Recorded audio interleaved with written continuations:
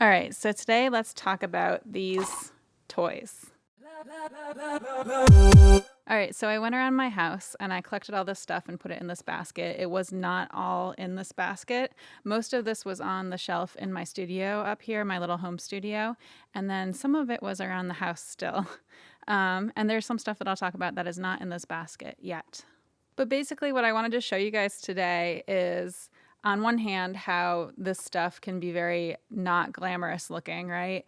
But basically, how sometimes we will use random objects or even stuff that would otherwise be garbage when we're doing sound design. So this is my current home collection of noisy things.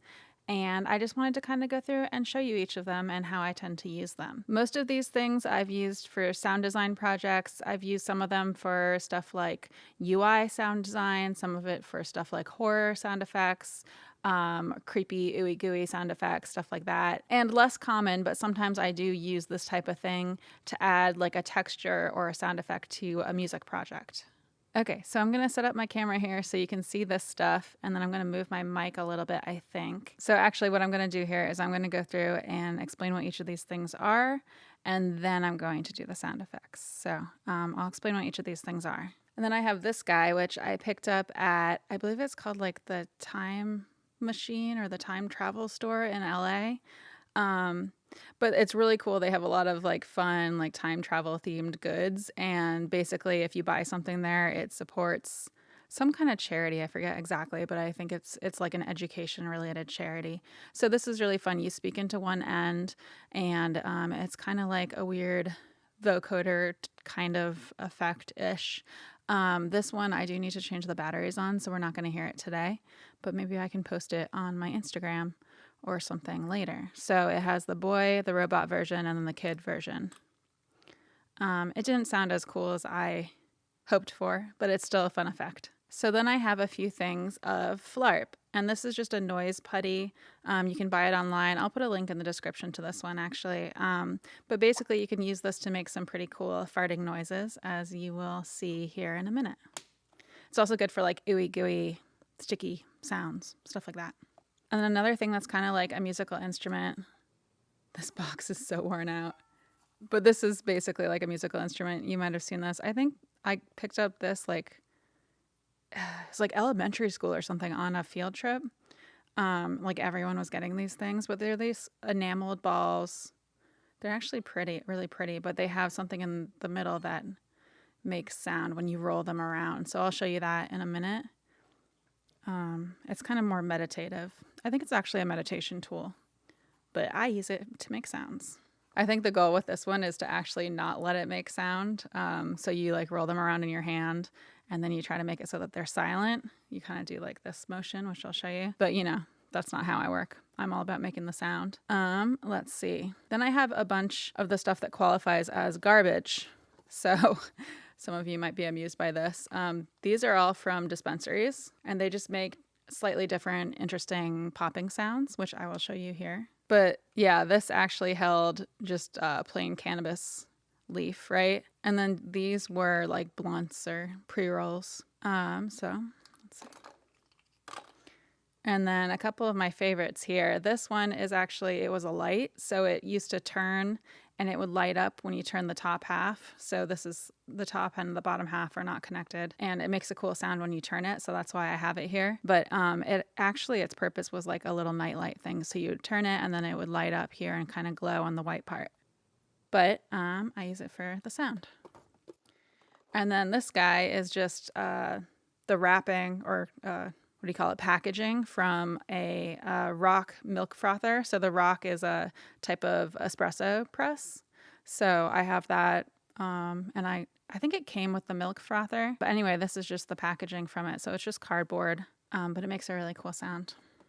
Cool. And then a couple things that are not here in this basket would be like bubble wrap. Stuff like bubble wrap is really good, really handy for sound design. You can make cool fire sound effects with bubble wrap as one of the layers. And then you can use it for like all sorts of sounds. So you can edit it and put it into like explosion sounds and stuff like that. So bubble wrap's really handy to have around. So whenever I get bubble wrap in the mail, like with a package or something, I will keep usually some of it, not all of it, depending on how much came with whatever the thing is. But bubble wrap is really handy for sound design stuff. And then another thing that I use a lot for sound design is actually just stuff from the fridge. So I'll use stuff like, the typical stuff that people talk about who are into Foley. So you can use like celery for breaking bone sounds, or like anything that's kind of crunchy like that. And then you can use, for example, stuff like fruit that has soft flesh in it to make like those ooey gooey, like squishy sounds as well. And that, will sound just slightly different than the flarp, than, any other thing that you might use. But yeah, that's just one of the things I'll also do when I'm doing anything that's sound design, whether it's for film or more UI sounds or like music or whatever it is. I will look in the fridge and see what I've got and what I might be able to use to make a cool sound.